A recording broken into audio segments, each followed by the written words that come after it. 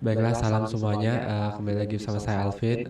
Saya kali ini akan menjelaskan tentang computational intelligence, tentang materi jaringan saraf tiruan dan hybrid. Pertama-tama saya akan menjelaskan tentang apa itu neural network. Sebelumnya tentang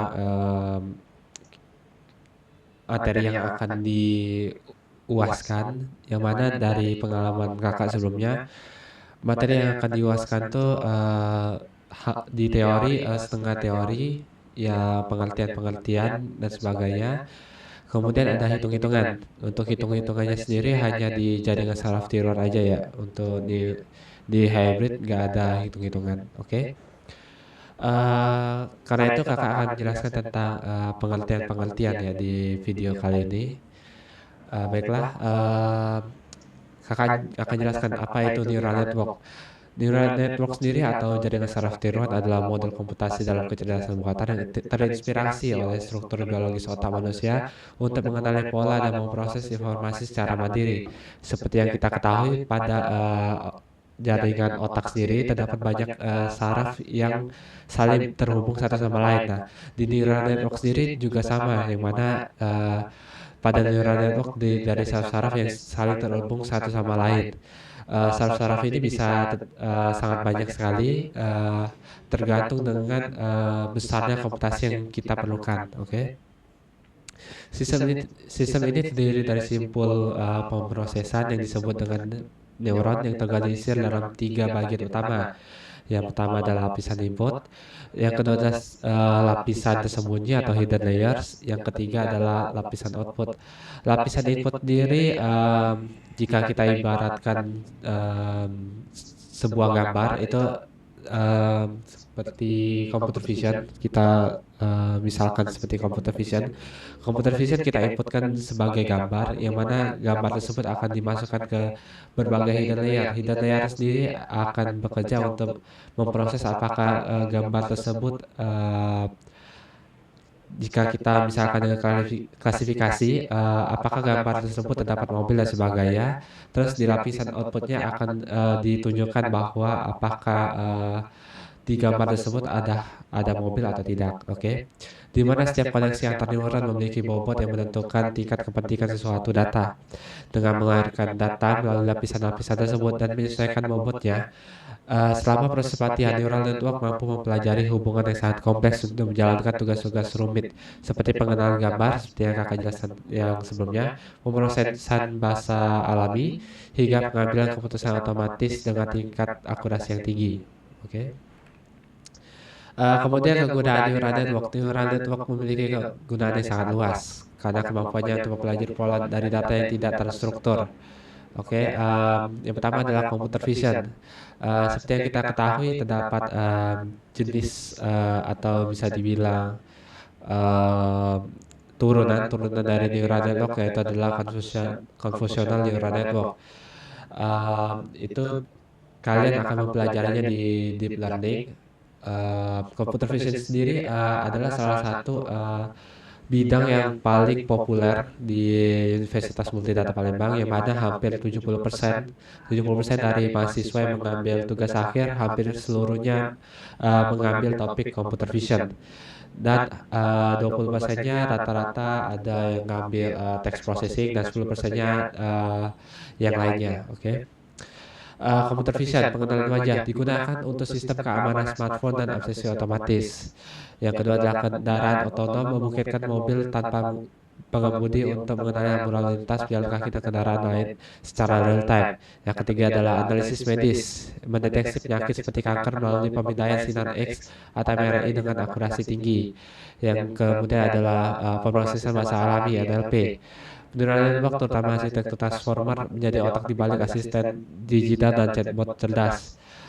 Seperti yang kita ketahui, arsitektur transformer sendiri adalah arsitektur yang digunakan pada chatbot-chatbot yang kita ketahui, yaitu antara lain adalah Gemini, um, ChatGPT dan sebagainya. Mengonversi teks dari satu bahasa ke bahasa lain dengan konteks yang lebih natural seperti Google Translate. Menciptakan teks kode pemrograman hingga rekayasa dokumen otomatis seperti Gemini atau ChatGPT seperti yang saya jelaskan sebelumnya. Membantu perusahaan memahami opini pelanggan di media sosial. Lalu di sektor keuangan dan bisnis, uh, neural network sendiri dapat mendeteksi penipuan, fraud detection, mengidentifikasi transaksi kartu kredit yang mencurigakan dalam hitungan milidetik, prediksi pasar saham, menganalisis data historis untuk memberikan proyeksi tren pasar keuangan, yang kemudian adalah sistem rekomendasi menjalankan produk di e-commerce atau film di layanan streaming berdasarkan kebiasaan Anda. Turunan dari neural network sendiri akan kita pelajari di semester 7 di mata kuliah pilihan NLP. Ada mata kuliah NLP, habis itu uh, teks diajarin oleh Pak Hafiz, habis itu ada deep learning juga. Ada juga kriptografi ya, ada kriptografi juga bisa menggunakan neural network juga. Oke. Rumus neural network dan cara kerjanya. Oke, kita akan masuk ke ini ya. Oke. Ini cara kerja jaringan saraf tiruan atau neural network yang simple, yang ada di catatan kakak ya ini. Oke.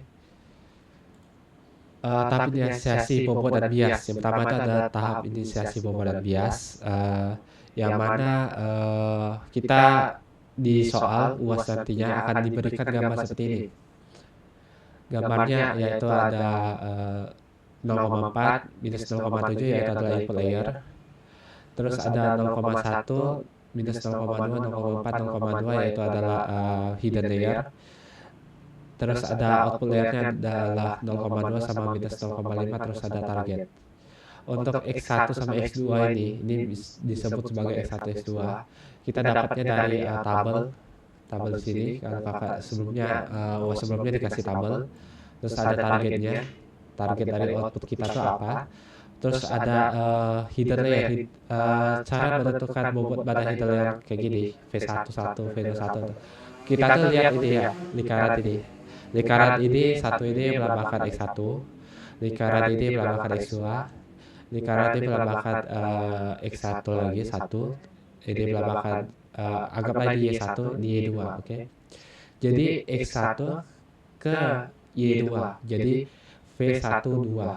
Jadi V12 itu ada 0,4. Terus V11 ya di Y1 di X1, jadi X1 dengan Y1 jadi 11, jadi 0,1. Jadi V11 sama dengan 0,1. X2 ke Y1 jadinya V21 yaitu adalah minus 0,2. V22 berarti X2 dengan Y2 berarti V22 sama dengan 0,2. Oke, ini juga sama. Berarti di 0,2, terus ini ada minus 0,5 di sini, 0,2 minus 0,5. Oke. Tahap peramatan maju atau forward propagation. Seperti yang kita ketahui, bukan hampir sih, semua neural network itu ada forward propagation sama back propagation. Ya, mana di tahap forward propagation itu sebuah neural network itu kalau di konvolusional itu melakukan fungsi aktivasi, yang mana dia mengecilkan gambar dan mempelajari gambar tersebut di forward propagation dan kemudian akan menyimpulkannya di back propagation. Oke. Yang pertama ada operasi pada hidden layer, hidden input 1, yang mana V11 dikali X1 ditambah V21 dikali X2. Ini cara ini ya, bukan matriks ya. Nanti kakak akan jelasin juga yang cara yang pakai matriks ya. Ini yang pakai matriks. Cara pakai matriks itu lebih cepat, tapi kakak akan jelasin dulu cara simpelnya dulu, cara ininya. Oke. V1 kita masukkan aja 0,1 dikalikan dengan X1, yang mana X1-nya adalah 0,4, ditambah dengan minus 0,2 dikalikan dengan 0,7. 0,7 X2, oke, sama dengan 0,18. Terus V12 dikali X2 ditambah V22 dikali X2, yang mana V12 yang sebelumnya tadi yang kita cari 0,4 dikalikan dengan 0,4 ditambahkan dengan 0,2 dikalikan dengan 0,7. Oke. Nah, terus learning rate, kakak lupa kasih tahu learning rate ini berapa. Learning rate ini kecepatan untuk pembelajaran sebuah jaringan saraf tiroid yang kita ini, atau gimana ya sebutannya ya? Sebuah sistem itu mempelajari sesuatu. Nah, itu perlu suatu indikasi atau suatu penentuan kita tuh mempelajarinya tuh seberapa cepat gitu. Oke. Terus operasi pada output layer W1 dikali hidden output 1 ditambah W2 dikali hidden output 2, 0,2 dikali 0,545 ditambah minus 0,5 dikali 0,505 sama dengan minus 0,1435. Terus ini kakak lupa, ini rumus aktivasi pada hidden layer ya. Hidden output 1 dibagi 1 ditambah minus 0,14 sama dengan 0,545. Nah, ini kita UAS ini pasti perlu bawa kalkulator dikarenakan ada ini, ada apa? Rumus ini kakak lupa ini sebutannya apa, tapi kita perlu kalkulator untuk yang kayak ginian. Oke. 1 dibagi 1 ditambah minus 0,02 sama dengan 0,505. Oke. Ini kakak sudah jelaskan sebelumnya. Fungsi aktivasi pada output layer 1 dibagi 1 ditambah minus output input, 1 dibagi 1 ditambah 0,1435 sama dengan 0,464. Oke. Nah, ini kita ini berurutan ya, ini kerjanya berurutan, nggak bisa dari apa forward propagation tiba-tiba kita mulai back propagation terlebih dahulu sebelum forward propagation, itu nggak bisa. Oke. Terus rumus target, rumus antara target dan error, target dikurangi output dikuadratin dibagi n. Nah, n ini didapat dari mana? N ini didapat dari sini. Ini adalah output, ini output, ini input, ini hidden, ini output. Seberapa banyak output yang kita miliki? N itu. Jadi output kita itu cuma 1, jadi kita langsung saja 0,1 dikurangi 0,464 dikalikan dikuadratin terus dibagiin 1. Oke, sama dengan 0,364. Terus hitung fungsi error pada output delta. Delta itu rumusnya adalah target dikurangi output dikalikan 1 dikurangi output. Jadi 0,1 dikurangi 0,464 dikalikan 0,464 dikalikan dengan 1 dikurangi 0,464 sama dengan minus 0,09. Oke. Hitung error pada hidden layer, rumusnya adalah delta dikalikan dengan W. Hidden 1 sama dengan delta dikalikan dengan W1 sama dengan minus 0,09 dikalikan dengan 0,2 sama dengan minus 0,018. Ini juga sama ya rumusnya. Oke. Rumus fungsi error pada hidden output, hidden dikalikan dengan hidden output dikalikan dengan 1 dikurangi hidden output. Delta hidden 1 sama dengan hidden 1 dikalikan dengan hidden output 1 dikalikan dengan hidden 1 dikurangi hidden output 1. Jadi hasilnya ada minus 0,018 dikalikan dengan 0,545 dikalikan dengan 1 dikurangi 0,545 sama dengan minus 0,0045. Oke. Ini juga sama rumusnya. Nah, tahap perubahan bobot dan bias. Tahap ini dilakukan untuk mencari bobot dan bias yang baru. Untuk digunakan pada tahap selanjutnya. Jadi JST itu jaringan saraf tiroid itu terdapat banyak sekali seperti yang kakak jelaskan sebelumnya, terdapat banyak sekali cabang yang mana setelah output ini sebenarnya terdapat cabang lagi. Kita ibaratkan sebagai lantai. Jadi lantai 1 itu terdapat jaringan saraf pertama, terus di lantai 2 terdapat jaringan saraf kedua, terus di lantai ketiga terdapat jaringan saraf ketiga. Jadi seperti itu. Jadi untuk tiap naik ke lantai dari lantai 1 ke lantai 2 itu perlu bobot dan bias yang baru. Oke. Bobot dan bobot dan bias yang baru. Oke. Hitung bobot hidden layer.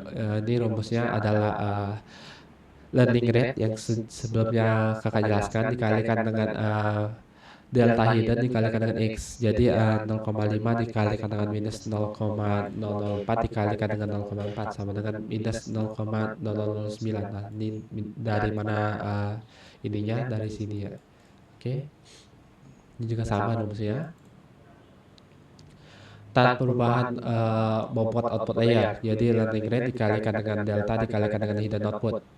Jadi rumusnya seperti ini ya, hasilnya seperti ini. Oke.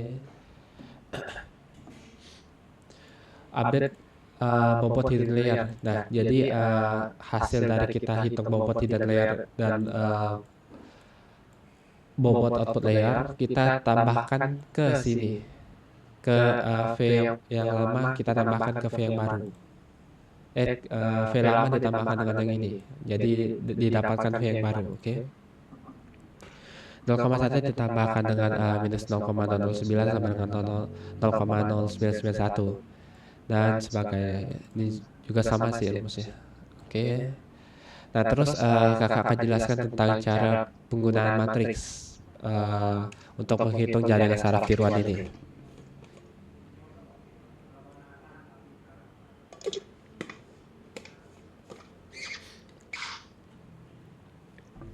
Oke. Sebelumnya soal ini kakak dapatkan dari soal UAS kakak yang sebelumnya, yang mana untuk soalnya seperti ini. Ya, untuk kertasnya sudah rusak sih, sudah lama soalnya. Terus ini untuk ini ya.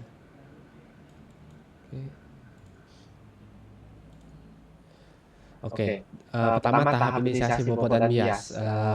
Seperti yang kakak jelaskan sebelumnya, kita anggap ini X1, X2, Y1, Y2. Oke. Jadi input 1, input 1. Oke, ini nanti kita gunakan di sini X1, X2, di X1, X2. Terus ini V1 1 berarti 0,5. V1 2 berarti 0,2. Ini 1,13 ya, berarti 1314 dimisalkan ya, berarti jadinya 1234 berarti ini 12 0,5 1234 ya, 13 berarti 0,5 V14 berarti 14 berarti 0,2 23 berarti minus 0,3 terus 0,5 didapat dari 2 sama 4. Oke. Nah, bias pada hidden layer. Nah, cara dapatin bias pada hidden layer itu tuh dikasih dari soal yang mana di dalam gambar ini tidak kita tuh nggak ada apa kalau ditaruh di gambar paling di sini sih, di sini kemungkinan ada angka bias. Oke. Dan juga bias itu cuma terdiri dari dua aja ya, bias di hidden layer sama output layer. Kenapa nggak ada di output layer? Dikarenakan sebuah sistem itu mempelajari di gambar tersebut ada bias itu pada hidden layer dan output layer. Jadi di input layer itu tuh cuman ini gambar citra yang asli saja. Jadi gambar citra yang asli diproses di hidden layer. Dan di hidden layer tersebut baru kita ketemu bias itu ada atau tidak. Nah, bias itu apa sih? Bias itu semacam gangguan. Kalau kita misalkan itu seperti kita tuh ngefokusin ke suatu objek. Jadi kita fokus ke, misal kita fokus ke vas bunga. Nah, objek-objek di sebelah vas bunga tersebut adalah sebuah bias. Nah, gangguan-gangguan lainnya seperti kayak mata minus dan sebagainya. Kita melihat vas itu kan kita punya mata minus dan sebagainya itu tuh bisa juga kita ibaratkan sebagai bias juga. Oke. Terus bobot pada output layer W1 sama dengan 0,1, terus W2 sama dengan 0,3. Oke. Terus tahap perapatan maju, forward propagation. Seperti yang rumus sebelumnya, tetapi ini kita menggunakan matriks. Jadi kita gabungin, jadi nggak ada hidden input 1, hidden input 2 seperti yang sebelumnya ya. Sebelumnya itu ada hidden input 1, hidden input 2. Nah, ini kita masukin aja langsung hidden input. Hidden input sama dengan V transpose VT dikalikan dengan X dikalikan dengan WV. Oke. Jadinya 0,5 0,2 minus 0,3 dengan 0,5 dikalikan dengan 1 dikalikan dengan 0,6 dikali minus 0,4, jadinya kayak gini. 0,5 dikalikan 1 ditambahin minus 0,3 dikalikan 1 ditambahin 0,6 0,2 dikalikan 1 ditambahin dengan 0,5 dikalikan 1 dikurangi 0,4 sama dengan 0,8 0,3. Ini hidden input 1, 0,8. Hidden input 2 adalah 0,3. Oke. Terus kita masukkan ke fungsi aktivasi pada di layer dengan rumusnya adalah 1 dibagikan dengan 1 ditambah min hidden input. Oke, rumusnya langsung saja kita taruh di sini. Seperti yang sebelumnya juga ya, di bagian ini kan kita bagikan jadi 2. Jadi kita gabungin jadi 1. Oke. Hasilnya seperti ini. Terus output input WT dikalikan dengan hidden output ditambahkan dengan BW. Jadi 0,1 dengan 0,3. Kita langsung saja 0,1 dikalikan dengan 0,690. Terus tambahkan dengan 0,3 dikalikan dengan 0,574. Ditambah dengan 0,8 sama dengan 1,0412. Oke. Output 1 dibagi dengan 1 ditambah minus 1,0412 sama dengan 0,739. Oke. Terus di backpropagation kita hitung errornya sama dengan 1 dibagi 2 dikalikan dengan T dikurangi output dipangkatkan 2. Nah, T itu adalah target ya. Target itu kalau di soal nggak ada kita langsung saja kita isikan 0. Oke, jadinya setengah dikalikan dengan 0,546 sama dengan 0,273. Oke. Rumus delta juga sama ya.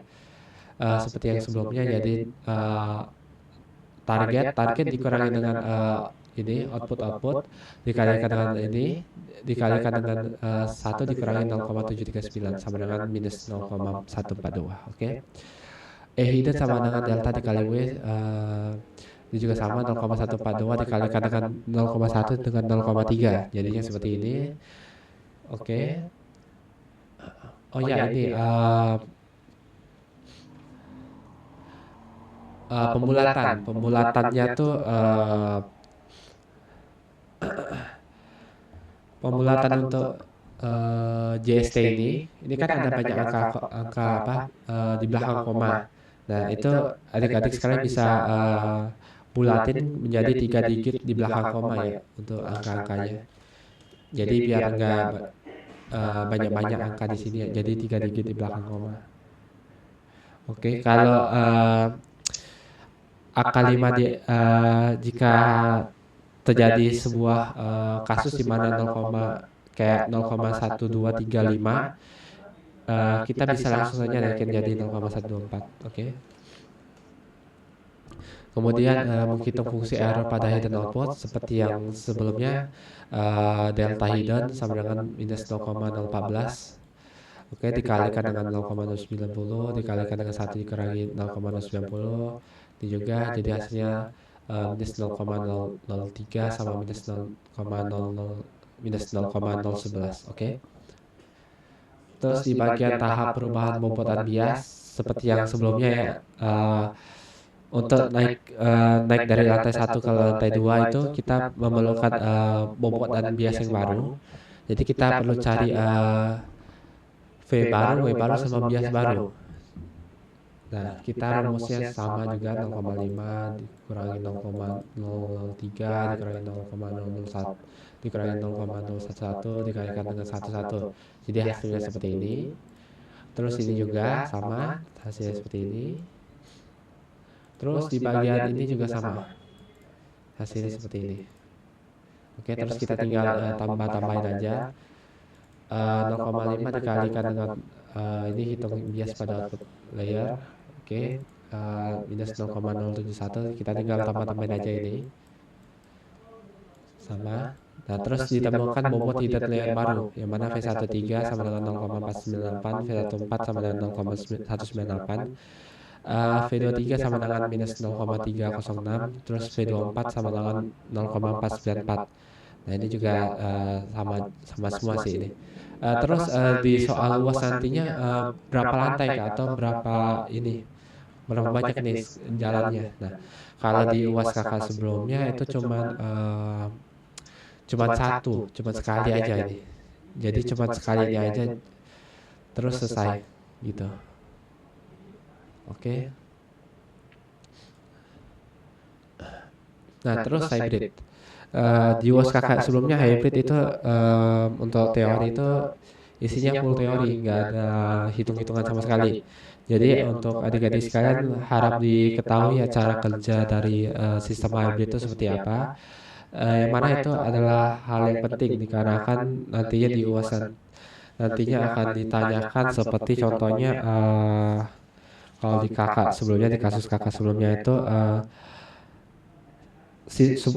contohnya soalnya tuh sebuah sistem kontrol suhu untuk perangkat elektronik menggunakan kombinasi antara jaringan saraf tiruan neuron network dan logika fuzzy. Pada sistem ini jaringan saraf digunakan untuk mempelajari pola perubahan suhu berdasarkan data historis, sedangkan logika fuzzy digunakan untuk memberikan aturan pengendalian suhu berdasarkan input suhu yang terdeteksi. Nah, terus soalnya adalah jelaskan bagaimana kedua teknologi ini, neural network dan fuzzy logic, saling melengkapi dalam sistem ini. Nah, itu soal-soal nantinya. Terus ada keuntungan menggunakan neurofazi hybrid dan sebagainya. Di soal-soal kakak sebelumnya juga ada ngebahas tentang paper yang kalian buat sebelumnya. Itu ditanyakan kembali di soal UAS nantinya. Jadi sebisa mungkin kalian mempelajari tentang paper yang kalian sudah identifikasi sebelumnya. Oke. Jadi apa itu hybrid? Hybrid itu seperti namanya adalah sebuah kombinasi atau campuran dari dua unsur atau teknologi yang berbeda untuk menciptakan sesuatu yang baru dengan keunggulan yang lebih baik daripada unsur aslinya. Rata-rata hampir 90% dari tugas akhir mahasiswa-mahasiswa yang seangkatan sama kakak itu yang kakak ketahui itu rata-rata hampir semuanya itu menggunakan sistem hybrid. Jadi di MDP sendiri itu kita tuh nggak pakai sistem-sistem basic gitu. Jadi harus hybrid dan sebagainya kalau kayak ginian. Jadi kalau kita bikin tugas akhir nantinya, kita nggak bisa cuma pakai fuzzy aja, tapi kita harus menggunakan hybrid fuzzy genetik, hybrid neuron genetik dan sebagainya. Oke. Nah, kakak jelasin hybrid fuzzy genetik gimana cara kerjanya. Fuzzy genetik bekerja dengan memanfaatkan algoritma genetika sebagai alat optimasi global untuk menyempurnakan komponen-komponen dalam sistem logika fuzzy secara otomatis tanpa memerlukan campur tangan manual yang rumit. Dalam mekanisme ini, parameter-parameter penting seperti bentuk dan batasan fungsi keanggotaan member function serta struktur basis aturan role base disandingkan menjadi untayan kode digital atau komposan. Nah, itu kata kuncinya ya. Fungsi keanggotaan serta struktur basis aturan role base kita utaikan menjadi kode digital. Kalau kita misalkan tuh sebagai kode binar, sebuah komputer itu mempelajari sebuah tulisan itu melalui kode binar 01, 0110 dan sebagainya. Jadi membership function sama aturan dari fuzzy itu kita jadikan sebagai kode binar. Bisa dijadikan sebagai kode binar dan kode-kode lainnya untuk digabungkan dengan sebuah GA nantinya. Oke, yang kemudian dievolusikan melalui proses seleksi, pindah silang, crossover, dan mutasi. Setiap konfigurasi sistem fuzzy dalam populasi dievaluasi berdasarkan fungsi kebugaran fitness function untuk mengukur tingkat akurasinya dalam menyelesaikan tugas tertentu. Terus melalui iterasi dari satu generasi ke generasi berikutnya, algoritma akan terus mencari dan mencari kombinasi aturan yang paling efisien hingga ditemukan model fuzzy yang paling optimal untuk menangani ketidakpastian data dengan presisi tinggi. Oke. Jadi proses kalau kita ketahui kalau fuzzy itu kan cepat prosesnya cuma sekali. Nah, kalau digabungin dengan GA itu prosesnya itu berkali-kali untuk mencari sebuah kromosom gen yang terbaik atau aturan rule terus hasil terbaik. Oke. Hasil output yang terbaik. Oke. Terus keuntungan fuzzy genetik, keuntungan dibandingkan logika fuzzy genetik dengan fuzzy yang biasa. Oke. Masalah utama logika fuzzy konvensional adalah ketergantungan pada intuisi manusia pakar. Seperti yang kita ketahui, output dari fuzzy itu adalah apakah benda tersebut uh, kecepatannya tinggi atau kecepatannya lambat dengan suhu tertentu dan sebagainya. Otomasi desain pada fase biasa Anda harus menentukan sendiri secara manual apakah suhu 30 derajat itu hangat atau panas. Itu pada membership function. Dalam fase genetik, GA akan mencari batas angka yang paling tepat secara otomatis berdasarkan angka. Jadi batas otomatis. Jadi secara langsung GA itu mempelajari pola dari fase yang kita masukkan. Jadi di membership function kan ada cuma 01 dan sebagainya, hangat atau panas. Tapi di GA itu kita tuh bukan cuma 01 saja, tapi uh, bisa lebih daripada itu, bisa 30, bisa 29, berapa berapa dan sebagainya. Itu GA akan mempelajari apakah batas akar tersebut adalah batas akar yang tepat untuk mempelajari bahwa benda itu hangat atau panas dan sebagainya. Oke. Optimasi aturan atau rule base. Jika sebuah sistem memiliki banyak variabel jumlah aturan, jika bahkan bisa mencapai ratusan, GA mampu menyaring dan membuang aturan yang tidak berguna atau redundan sehingga sistem menjadi lebih ringan dan cepat. Oke.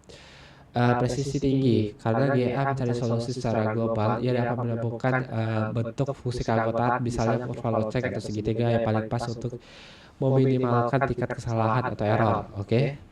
Nah, di bagian rule base ini, kenapa dibilangnya bisa mencapai ratusan? Padahal di soal kita sebelumnya, biasanya di fase biasanya itu cuma paling 7, 5 gitu. Kenapa bisa ratusan? Kalau biasanya orang yang menggunakan fase genetik itu untuk rule-nya tuh dia tuh menggunakan random. Jadi rule-nya tuh di random, diacak-acak, terus ditentukan oleh komputer sendiri. Terus GA akan menyaring dan membuang aturan yang tidak berguna atau redundan dari hasil randomize dari komputer tersebut. Oke. Terus keuntungan dibandingkan algoritma genetika biasa. GA murni adalah algoritma optimasi yang hanya menghasilkan kumpulan angka sebagai solusi. Nah, fase sendiri terkenal dengan outputnya itu adalah hasil yang bisa dibaca oleh manusia, seperti benda ini panas atau dingin. Oke. Interpretabilitas mudah dimengerti. Hasil akhir GA biasa seringkali sulit dijelaskan alasannya. Namun dalam fase genetik, hasil optimasinya berupa aturan bahasa manusia. Seperti jika retakan luas maka bahaya tinggi. Ini sangat penting untuk sistem keamanan atau medis. Jadi kita bisa menggunakan fase genetik untuk menentukan apakah benda tersebut panas atau dingin melalui sistem output fase itu sendiri. Oke. Penanganan ketidakpastian GA biasanya bekerja dengan angka pasti atau CRISP. Jika data masukan sedikit bergeser atau memiliki gangguan noise, solusi GA murni bisa gagal. Logika fase memberikan fleksibilitas sehingga sistem tetap stabil meskipun datanya kurang akurat. Nah, GA sendiri adalah angka pasti, bekerja dengan angka pasti seperti yang kita ketahui kalau kita lihat di pelajaran GA kita sebelumnya, itu kromosom dan sebagainya itu adalah angka pasti. Kalau di GA di fase kan ada ini lebih dari dan kurang dari. Nah, itu merupakan suatu fleksibilitas dari suatu sistem fase yang mana itu bisa membantu sistem GA untuk mengetahui apakah terdapat sebuah noise atau gangguan pada sistem tersebut. Oke. Efisiensi pencarian dengan memberikan pengetahuan awal berupa aturan fase sederhana, GA tidak perlu mencari solusi dari nol atau menemukan pas, sehingga proses menemukan solusi optimal menjadi jauh lebih baik. Oke. Kemudian ada neurofasi. Neurofasi atau JST plus fasi bekerja dengan menggabungkan kemampuan pembelajaran dari jaringan saraf tiruan dan logika pengenalan manusia dari sistem fasi dalam sebuah sistem berlapis yang terintegrasi. Secara teknis, sistem ini menerima input data nyata yang kemudian diubah menjadi variabel linguistik melalui proses falsifikasi pada lapisan awal. Dan seperti yang dijelaskan sebelumnya, kalau pada neurofasi atau JST plus fasi ini, input dari JST yang ini adalah sebuah fase. Jadi inputnya itu adalah sebuah membership function yang mana akan digunakan untuk algoritma pembelajaran seperti backpropagation untuk menyesuaikan parameter fungsi keanggotaan dan membuat aturan fuzzy secara otomatis berdasarkan data pelatihan. Jadi JST sendiri membuat fuzzy itu menjadi lebih fleksibilitas, yang mana JST ini akan mempelajari pola-pola dari input yang kita berikan kepada sistemnya, berupa fuzzy, yang mana nantinya akan outputnya itu akan menentukan apakah parameter-parameter yang digunakan pada fuzzy tersebut adalah parameter yang bagus atau tidak. Jika tidak, dia akan digantikan dengan parameter yang bagus tersebut. Oke.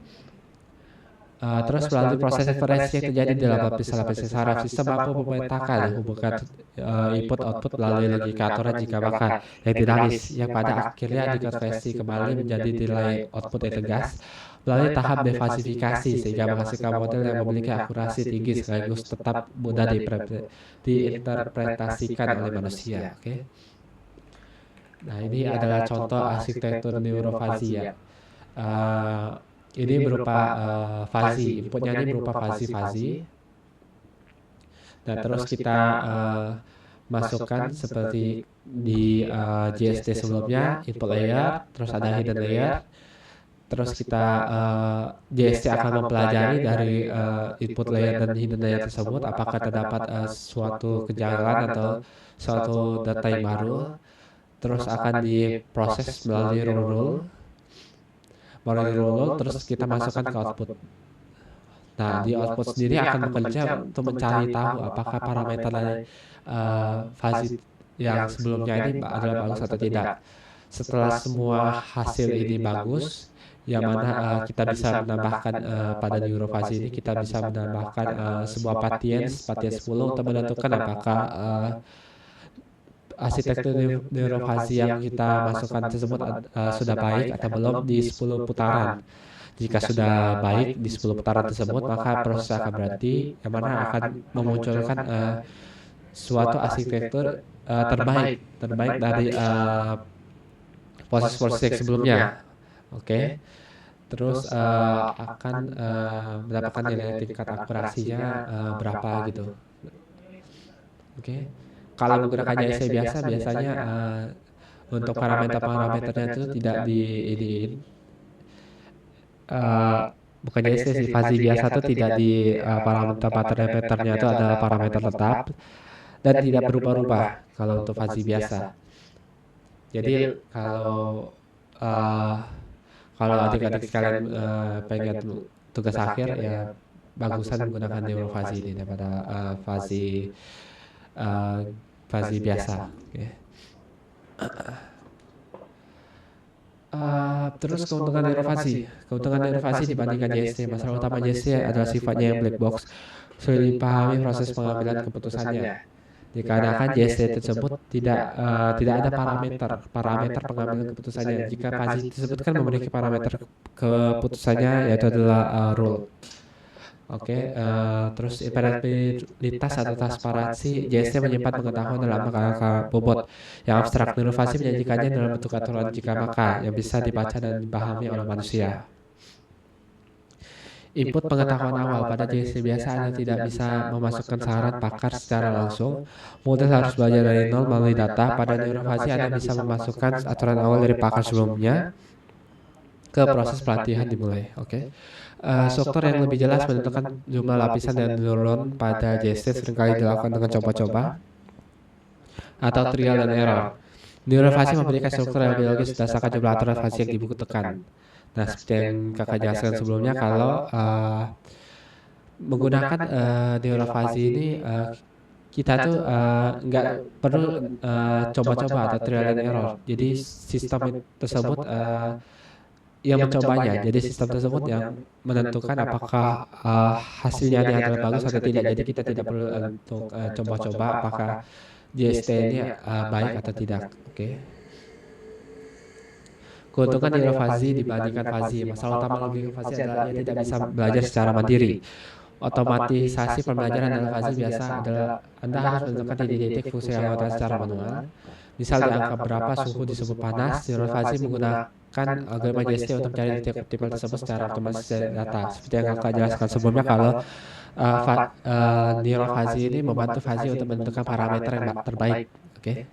Terus efisiensi waktu, merancang ribuan atau aturan fuzzy secara manual sangat melelahkan dan rawan kesalahan. Nah, menggunakan JST fuzzy ini juga seperti fuzzy genetik sebelumnya, neural fuzzy ini membantu fuzzy itu menentukan aturan-aturan terbaik.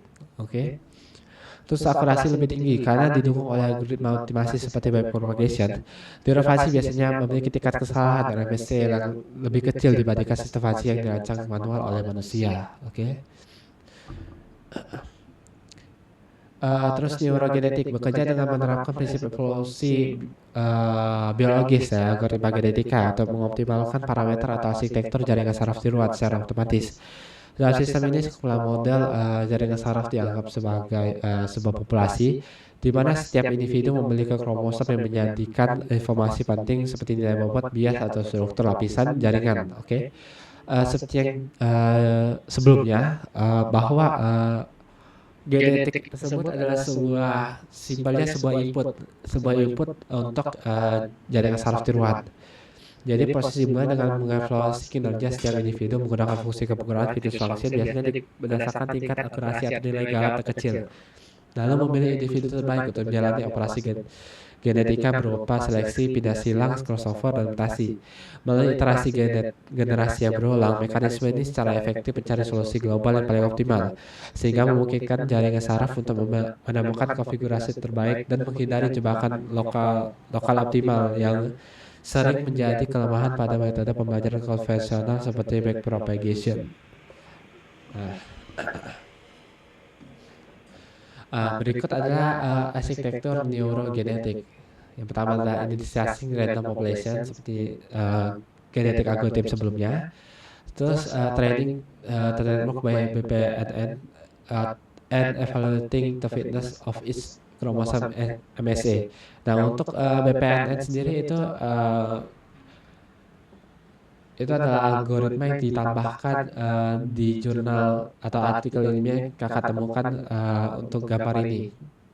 Jadi dia menggunakan BPNN. Kalau secara simpelnya sih nggak perlu pakai BPNN. Jadi selection, terus crossover, terus ke mutasi, terus topping. Kriterianya apakah sudah satisfied atau enggak.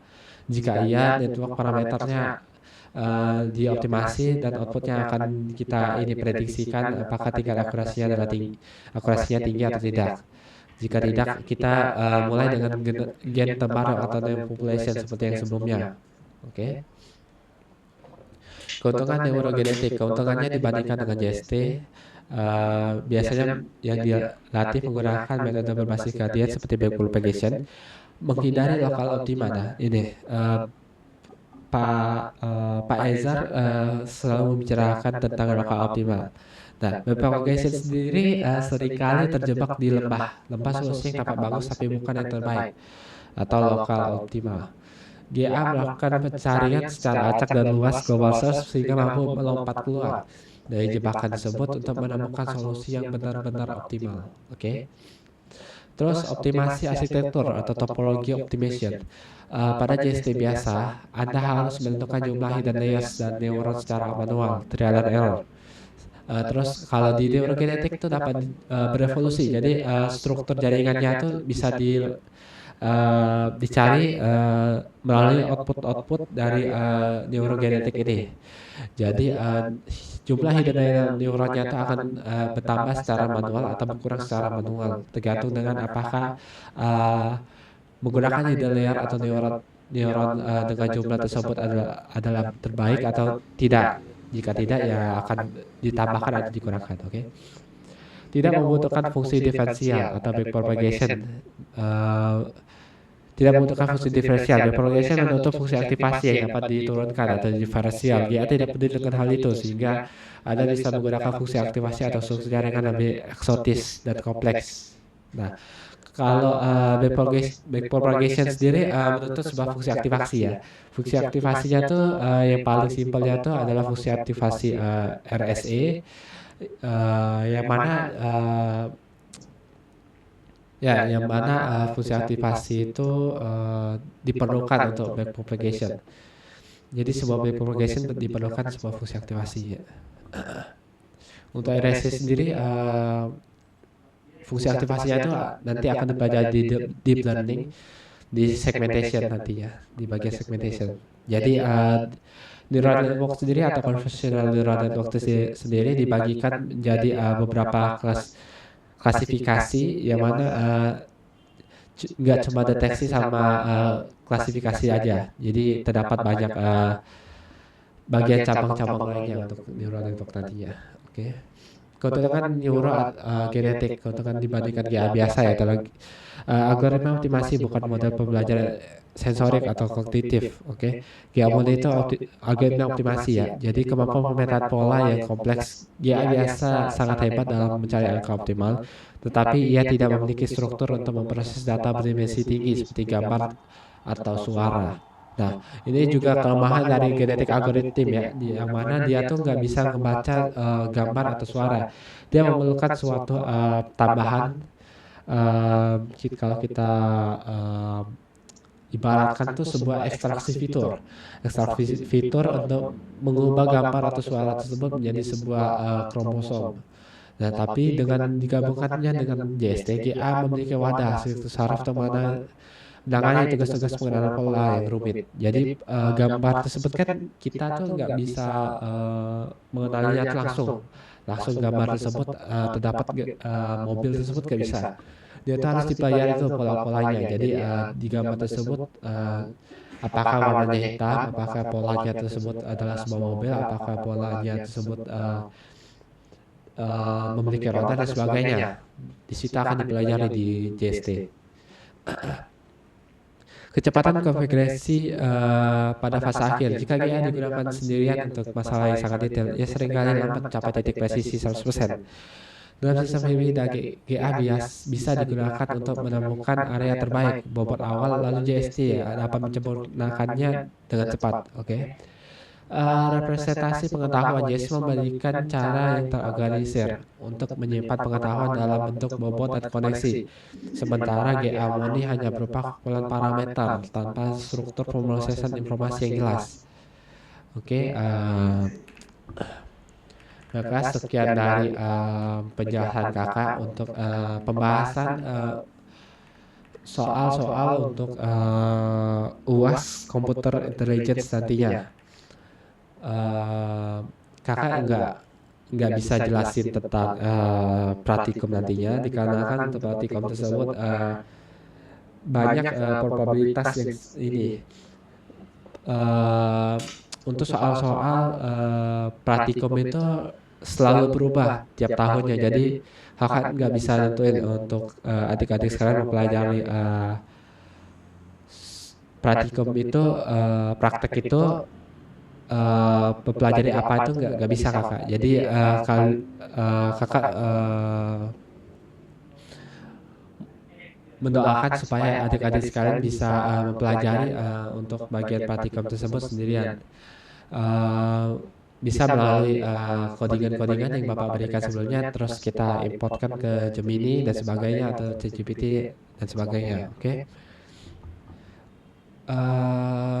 Oke, sekian dari penjelasan kakak. Jika kalian ada pertanyaan tentang neural network, jaringan saraf tiruan atau hybrid, bisa ditanyakan lewat WhatsApp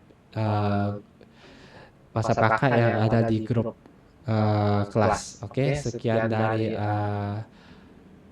penjelasan kakak tentang UAS Computational Intelligence. Semoga adik-adik sekalian mendapatkan nilai terbaik. Oke, sekian dan terima kasih.